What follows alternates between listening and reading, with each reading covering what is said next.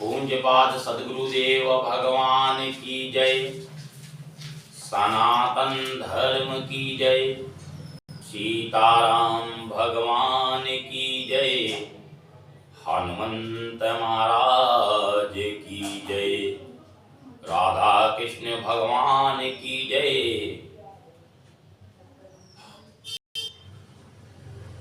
भक्त समाज की जय।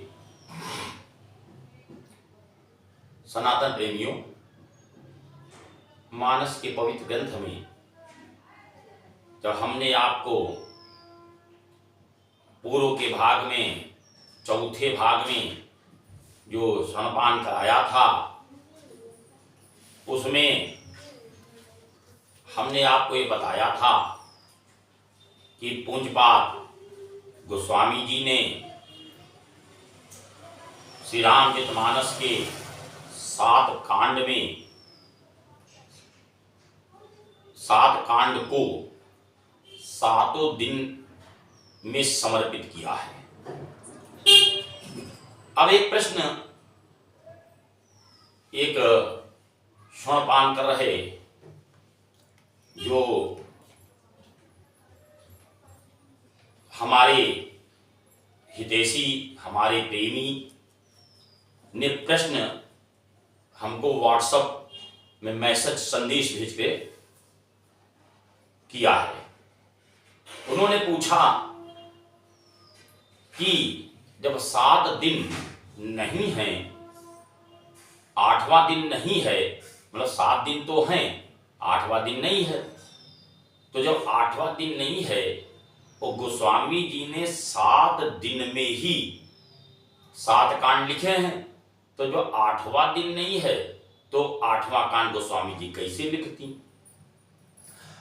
हम उस बुद्धिमान व्यक्ति को और उसकी बुद्धिमता को सादर प्रणाम करते हैं। सनातन प्रेमियों, 7 दिन में 7 ग्रह भी हैं। हर दिन का नाम हर ग्रह से जुड़ता है। या ये समझिए 7 दिन ही 7 ग्रह हैं। सनातन में शास्त्रों में वर्णित 7 ग्रह ही हैं। सूर्यदेव, चंद्रदेव, मंगल ग्रह, बुध ग्रह, बृहस्पति ग्रह, शुक्र ग्रह तथा शनि ग्रह। अब अमृत पान कर राक्षसी प्रवृत्ति के राहु केतु ने, अगर राहु ने अमृत पान किया तो वह तो राक्षस योनि के हैं।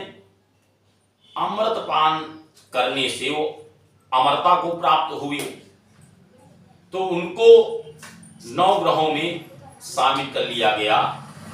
मतलब राहु ग्रह और केतु ग्रह है एक व्यक्ति, है एक राक्षस, लेकिन शीश राहु है और धड़ केतु है। अब ग्रहों, दिन के हिसाब से 7 ग्रह होते हैं, लेकिन ग्रहों के हिसाब से राहु केतु का भी भाग है।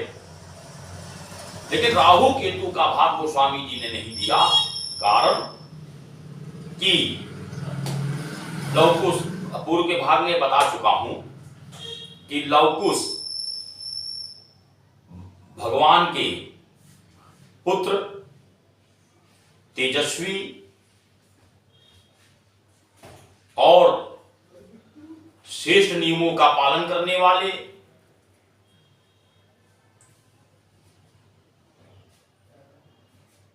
गोस्वामी जी ने ऐसे पवित्र नाम को राक्षस के नाम से नहीं जोड़ा।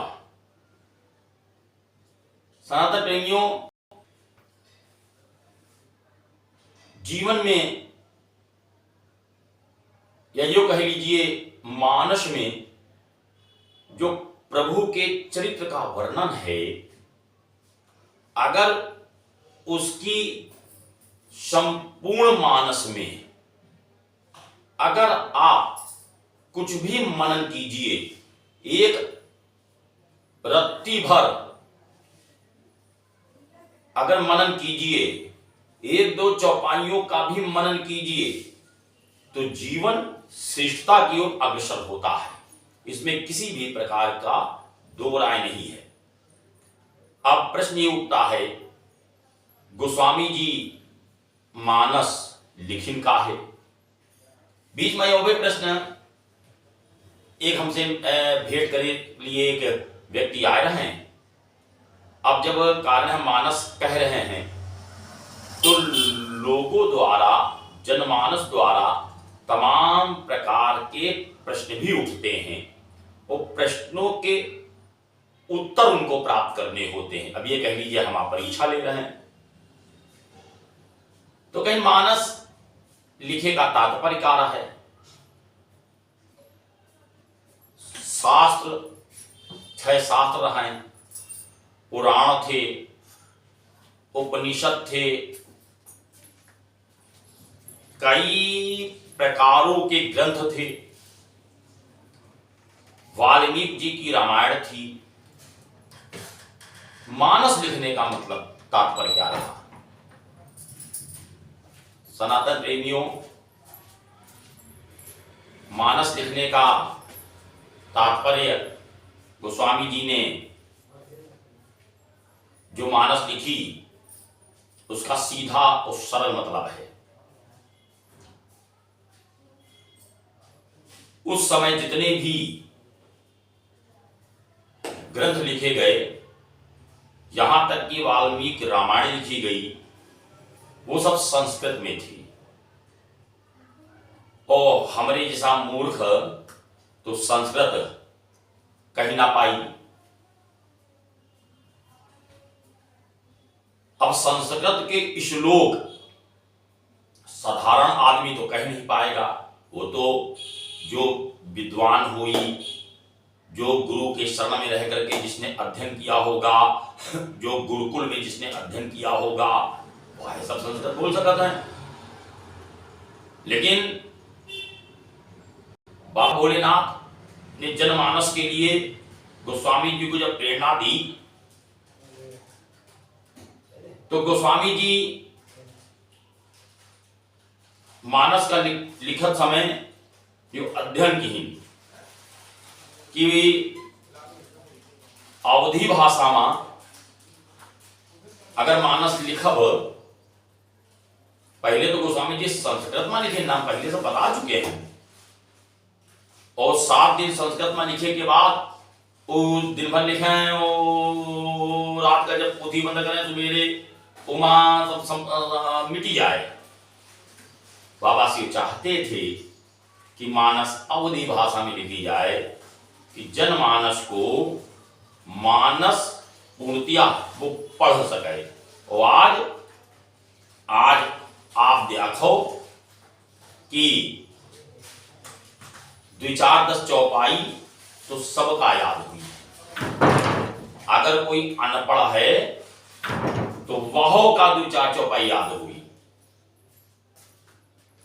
सनातन प्रेमियों, मानस एक गूढ़ रहस्य है, मानस एक गूढ़ रहस्य है।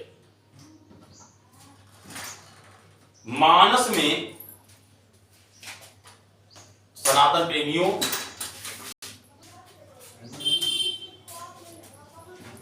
सात दिन, 7 कांड और 7 श्लोक बाबा गोस्वामी जी ने 7 श्लोक लिखे हैं।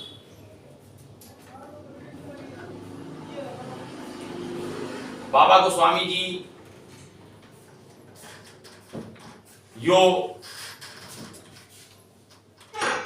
जब प्रथम श्लोक बाबा जी माता सरस्वती का और गणपति देवता का बाबा तुलसी ने आवाहन किया। जब मानस को बाबा तुलसी ने लिखा तो बाबा तुलसी ने आवाहन किया। अच्छा, और एक और बात आपका बता दी सनातन प्रेमियों, दो भक्ति सर्वोपरि बताई गई है। दो भक्ति, आप पूजा करो ना करो, आपका समय का अभाव होए, आप द्विभक्ति खाली सनातन धर्म के अनुसार अनिवार्य बताई गई है। आजकल तो बहुत विकट समस्या है, कलयुग है, और कलयुग अपने गर्भावस्था में जन्म ले चुका है और अपने आकार में कलयुग आने लगा है। लेकिन सनातन प्रेमियों, दो भक्ति में आप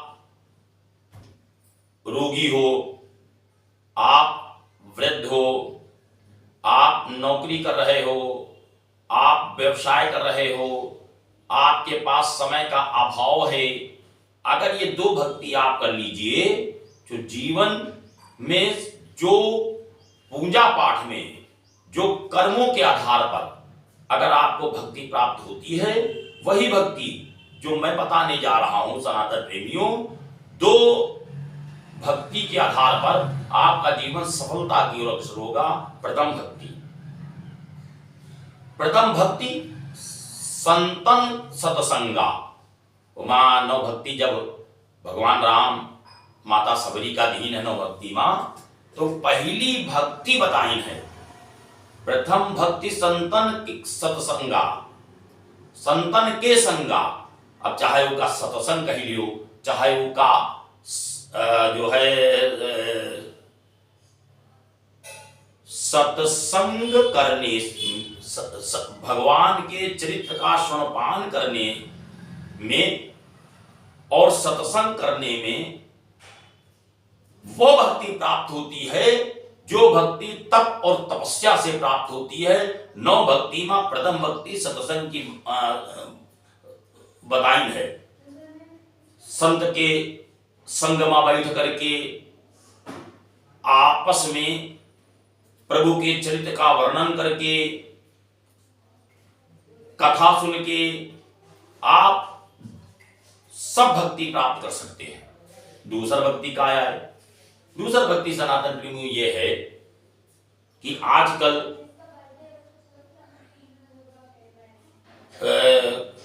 घर में कुत्ता पाला जाता है, मतलब वो कुत्तन का बिस्कुट देते हैं महंगे महंगे संकोच नहलात है कुत्तन का, और अपने बिस्तर पर सुलात है कुत्तन का, और अपन मुंह भी चटवात है कुत्तन से। लेकिन जब गाय दरवाजे आती है तो उसको डंडा मार के भगाते हैं। मैंने अभी पूर्व में कहा कि कलयुग आ गया है, कलयुग ने गर्भ में जन्म ले लिया है। गाय को डंडा मार के भगाते हैं और कुत्ते को मुंह से चटवाते हैं। गाय दरवाजे पर जब आ जाए सनातन प्रेमियों, तो हर गृहिणी का कर्तव्य है कि किचन से निकलने वाली पहली रोटी वो गाय माता को समर्पित करे। अब गाय जब रोटी खाती है या गुड़ खाती है या कोई अन्न आप देते हैं वो ग्रहण करती है, तो आप जब हाथ से खिलाएंगे तो हाथ को चाटती है। जब चाटती है तो सनातन प्रेमियों वो गाय माता का आशीर्वाद मिलता है। और जब वो रोटी या गुड़ खाती है तो सनातन प्रेमियों वो आपके हाथ में, आपके देह में जो पाप है उस पाप को अन्न के माध्यम से जब ग्रहण करती है और वह जब पचाती है, जब मुंह को चुगलाती है, जब पचाती है, भोजन पचता है, तो आपका पाप पचता है, वो आपके पाप का हरण करती है। लेकिन यह बातें सनातन प्रेमियों हिंदू समाज भूल करके कुत्तन में अपन मन लगा रहा है। वो भक्ति को भूल गया है। मैं बता दूं सनातन प्रेमियों, दो भक्ति करिए, सत्संग सुनिए और गाय माता को प्रथम किचन से निकली हुई, रसोई घर से निकली हुई अगर रोटी खिलाइए तो जीवन में कभी आपका कष्ट नहीं आएगा। क्योंकि गाय माता के, ये तो हम गाय माता का कौनो दिन 2 घंटा हम सुना सकी थे उमा, लेकिन मानस कह रहा हूं, गाय मूत्र में साक्षात गंगा जल है और गाय गोबर में साक्षात माता शक्ति का वास है, माता गौरी का वास है। इसीलिए गाय के गोबर से गौरी बनती हैं। गाय का गोबर माता गौरी है और गाय का मूत्र गंगा जल है। आपके भी शहर में तो ये प्रक्रिया समाप्त हो गई, गाँव में तो आपके वहां गाय माता के गोबर से रसोई लीपी जात है। गाय का गोबर का पूजन हर पूजा में जो है इस्तेमाल किया जाता है।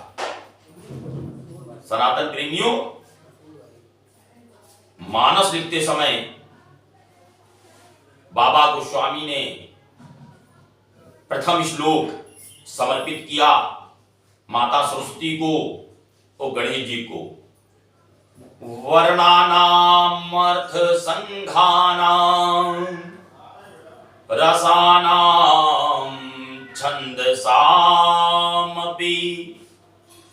मंगलानाम च कर्तारु वंदे वाणी विनायको। गोस्वामी जी ने माता सरस्वती को प्रणाम किया है और गणपति देवता को प्रणाम किया है। माता सरस्वती वाणी की देवी हैं और गणपति देवता कष्टों का हरण करने वाले हैं।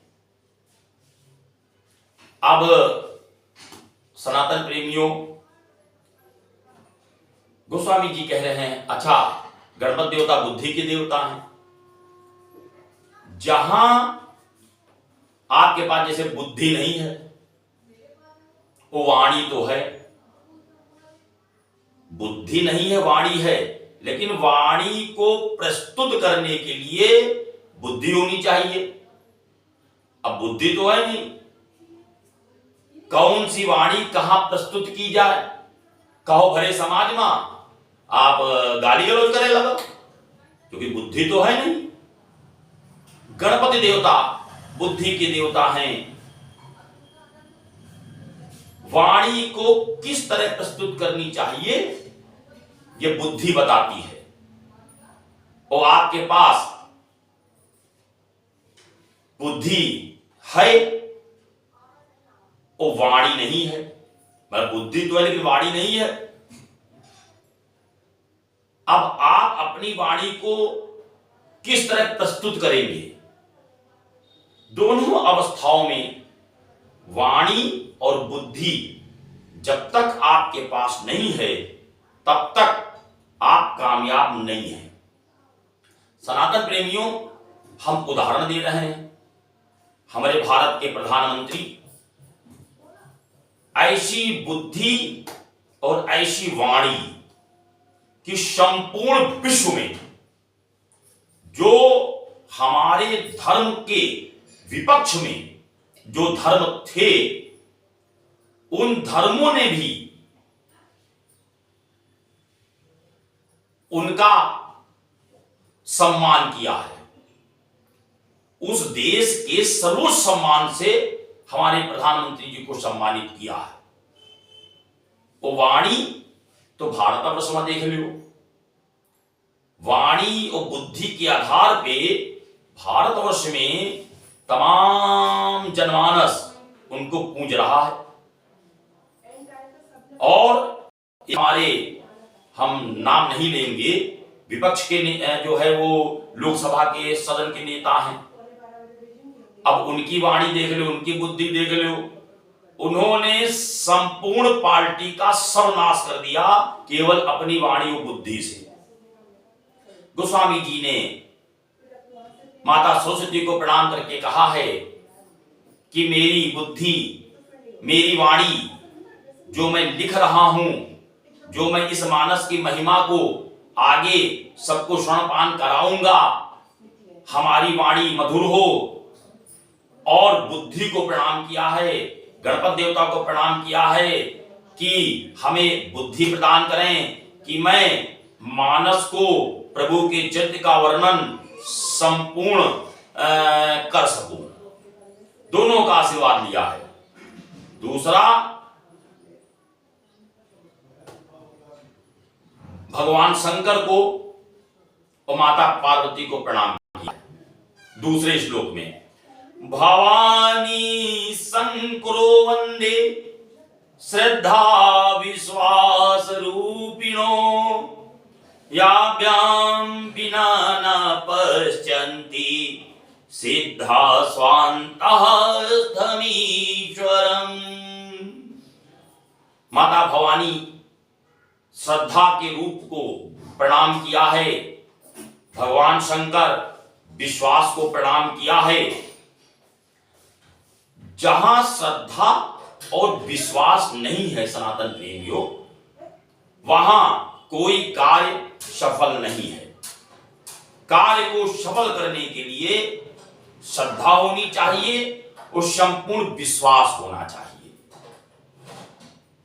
अब जब तक श्रद्धा और विश्वास का मिलन नहीं होगा सनातन प्रेमियों, तब तक कोई कार्य संपन्न नहीं होगा।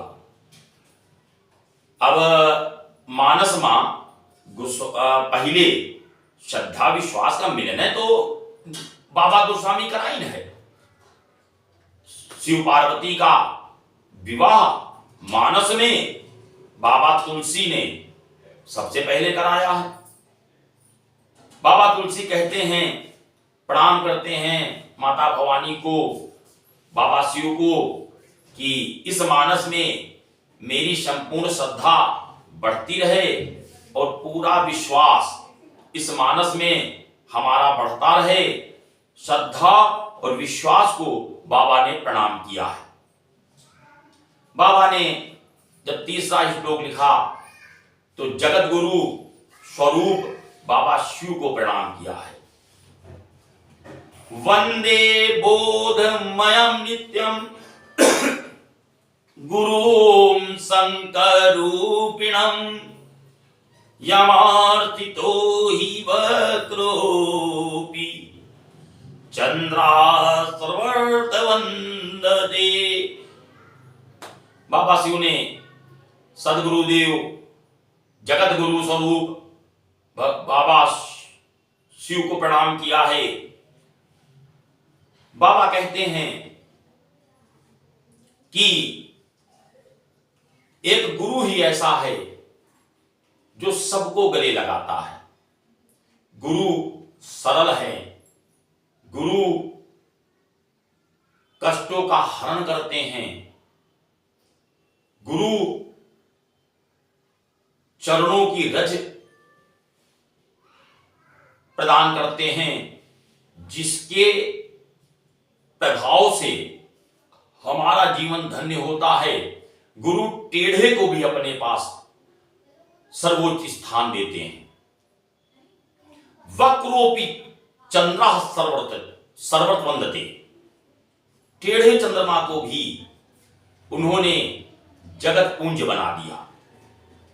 राहु चंद्रमा का ग्रहण करने के लिए चंद्रमा के पीछे भागा, चंद्रमा आगे आगे, राहु पीछे पीछे। चंद्रमा भागता हुआ बाबा शिव के पास गया, त्राहि माम, बाबा रक्षा करें, त्राहि माम, कहीं काहुई का चंद्रदेव, कहीं राहु हमका ग्रहण करने के लिए आ रहा, बाबा रक्षा करो। सनातन प्रेमियों, बाबा कहीं कि चलो जहां तुम्हारा मन हो वहां बैठ जाओ।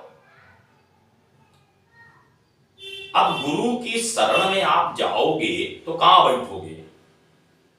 गुरु के चरण में। चंद्रमा कहा कि हे बाबा कपाले बैठिया, लेकिन फिर भी बाबा ने वक्रोपी मतलब टेढ़ा चंद्रमा, बाबा शिव के ललाट पर जो चंद्रमा सुशोभित है वह पूर्णमासी का चंद्रमा नहीं है, वह दूज का चंद्रमा है, टेढ़ा चंद्रमा, वक्रोपी चंद्रमा, टेढ़ा चंद्रमा है। फिर भी जगत गुरु स्वरूप बाबा शिव ने चंद्रमा को जगत पुंज बना दिया। आज चंद्रमा पूरे जगत में वंदनीय हो गया गुरु के आशीर्वाद से। बाबा ने चौथे श्लोक में वाल्मीकि को और हनुमत लाल महाराज को, जो भक्त शिरोमणि हैं, इनको भी प्रणाम किया है। पांचवें श्लोक में बाबा ने माता सीता को प्रणाम किया है। उद्धव स्थितिकारिणी क्लेशहारिणी सर्वशेष करीम सीता न तो हम राम वल्लभाम। बाबा शिव ने भगवान की अर्धांगिनी लक्ष्मी स्वरूपा माता सीता को प्रणाम करते हुए बाबा ने भगवान राम को प्रणाम किया है छठे श्लोक में। फिर बाबा ने सातवें श्लोक में कुछ अपनी बातें लिखी हैं, लेकिन यह बाबा की जो अपनी बातें हैं वो अगले भाग में हम कहेंगे। आइए भजन के साथ, बाबा भजन के साथ हम अपनी वाणी को विराम देते हुए जो है कथा का समापन करेंगे। भजन प्रस्तुत करते हैं बाबा शिव का, जगत गुरु स्वरूप बाबा शिव का जब ध्यान आया तो हम सनातन प्रेमियों, हम भगवान से क्या मांगते हैं? ना सोना मांगी, ना चांदी मांगी, ना धन न मांगी, ना जेवर मांगी। हम बाबा से क्या मांगते हैं इस भजन में प्रस्तुत है।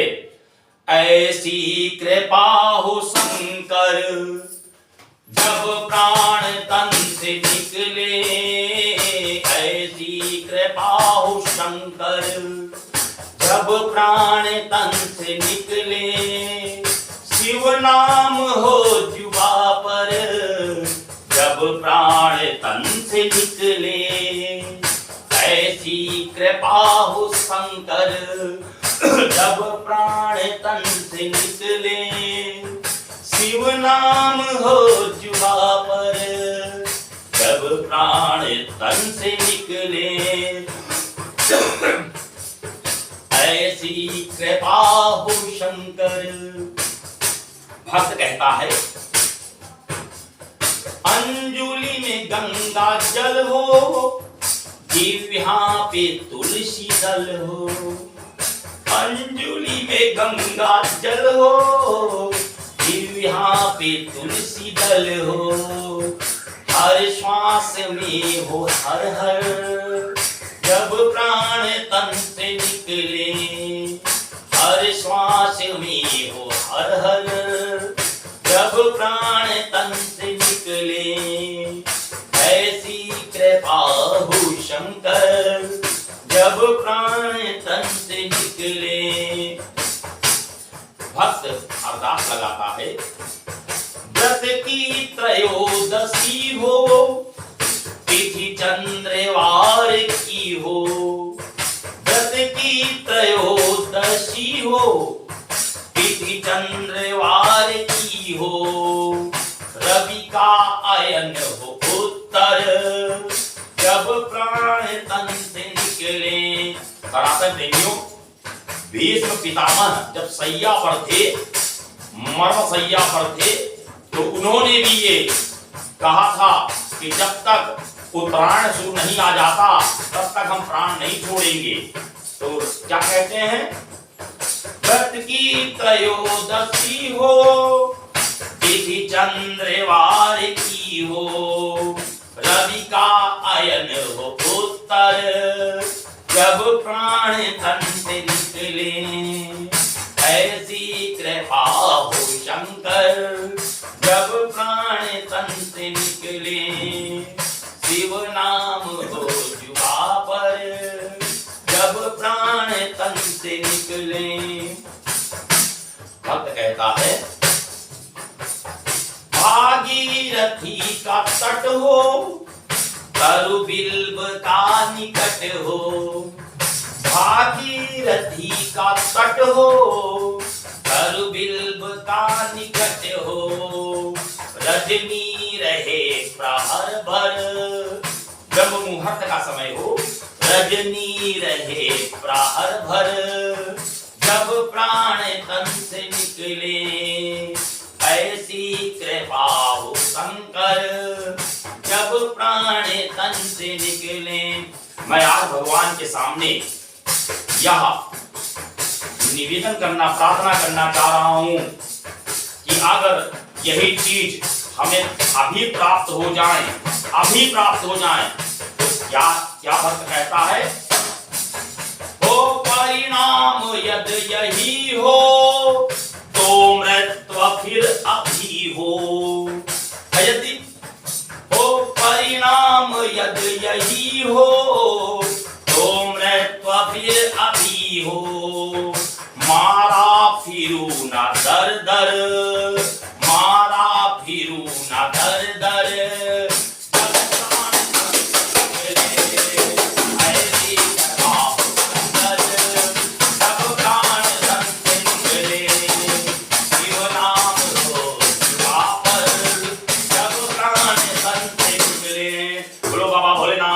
भगवान की, सद्गुरुदेव भगवान